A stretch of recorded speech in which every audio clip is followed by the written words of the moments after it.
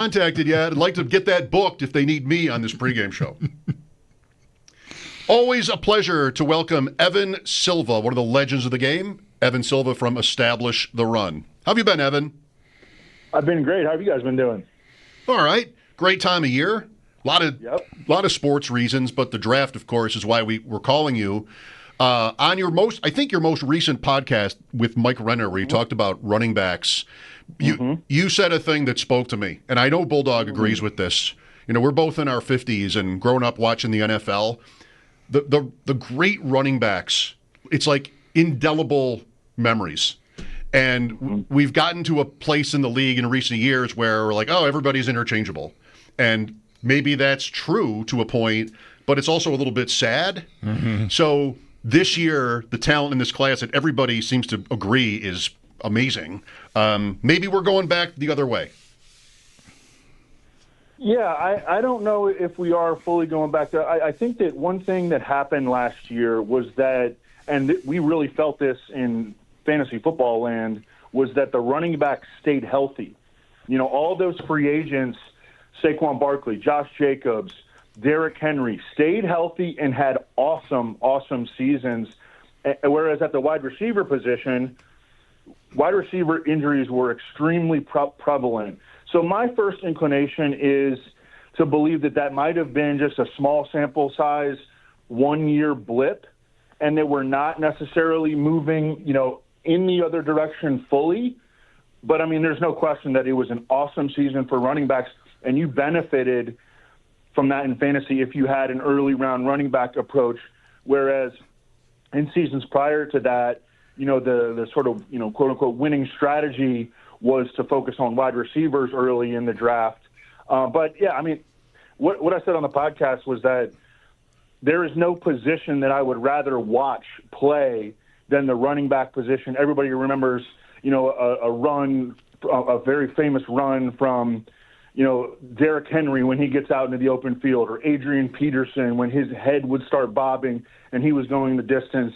Saquon Barkley, this unbelievable season. How many, when he hurtled over the guy backwards.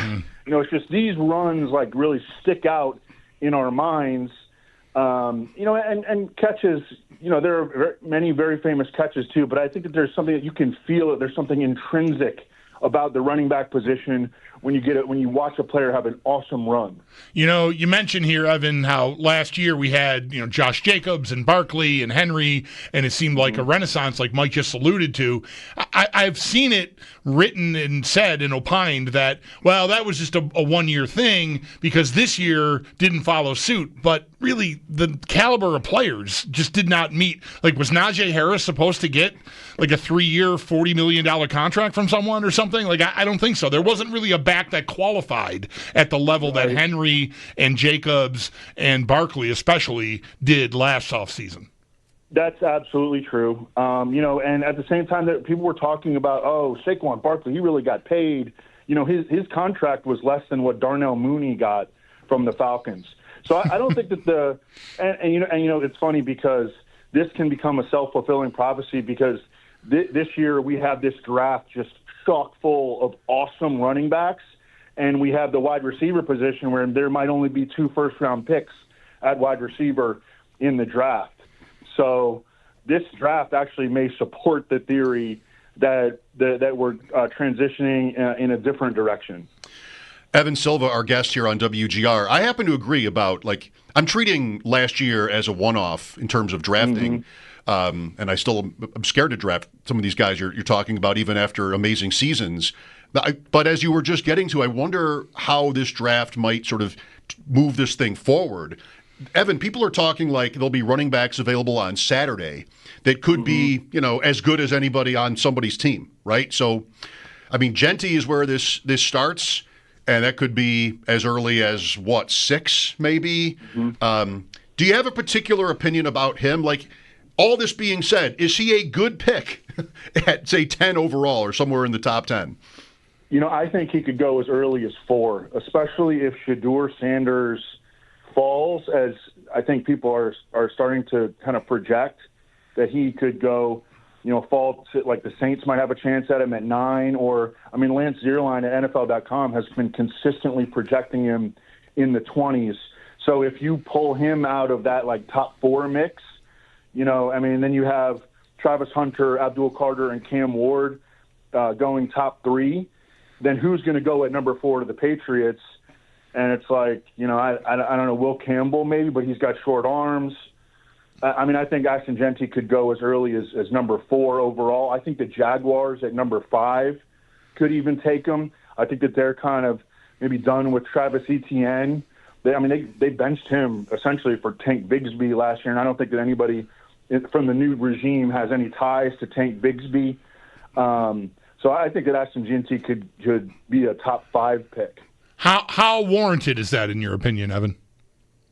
It's just kind of like a year where everything is up in the air after the top 3 guys.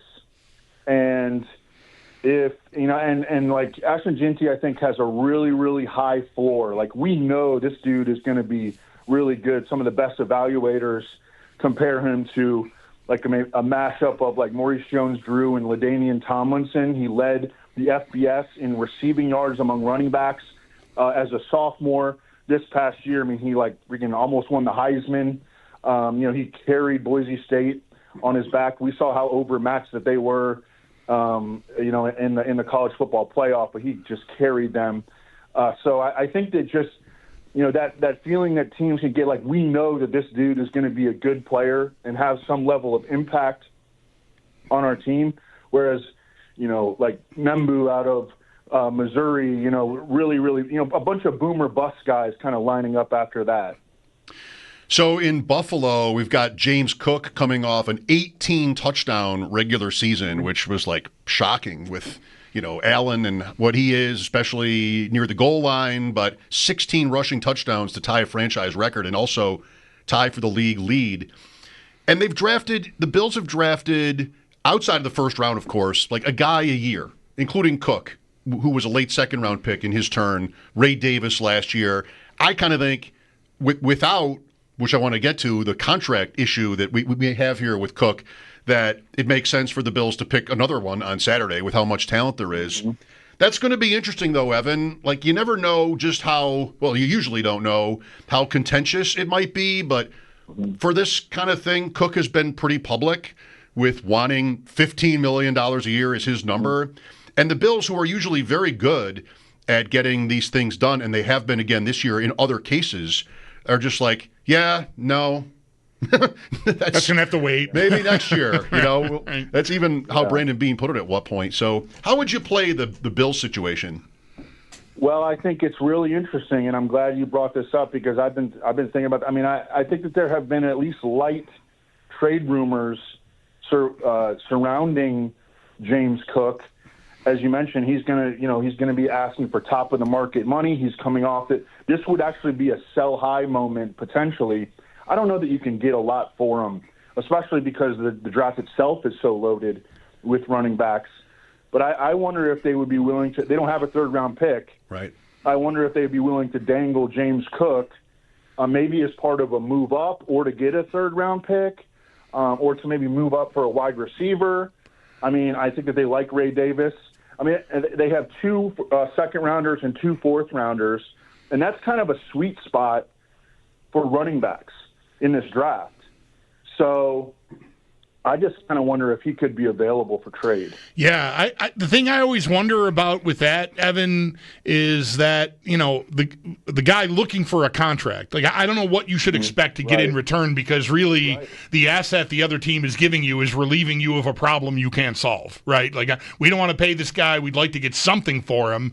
I don't know that it might not be more prudent for them if Cook is cooperative. This is where not knowing whether it's combative or not really takes some of the wind out of the conversation. But if they're confident he'll come in, I would just as soon ride him through the year and get a comp pick for him if he leaves. That might even end up being a third-round pick, depending on what size deal he gets next offseason. So I think that's worth considering. And if that's the case, as much as there's a lot of guys here that would be tempting to dip into the pot for at running back, if they think Cook is here, they just re-signed Ty Johnson, they've got Ray Davis. I don't know. I'm drafting a guy that I don't know how he's going to make my team unless he displaces one of those guys. Yeah, I mean, it's an interesting situation with James Cook, no question. I'll be interested. I think they need to go get it. See, here's the thing with the comp pick, though. So that comp pick, you would not be able to use that until, for 2 more off seasons. Right. And your window is now. Like, you have a really good roster. You've got one of the best offensive lines in the league. You got Josh Allen squarely in his prime. You can use a couple of more parts on defense, I think. But, I mean, your roster is ready to go. I want that third round pick right now. Yeah. If I can, or if I'm going to use James Cook maybe to move up for a wide receiver.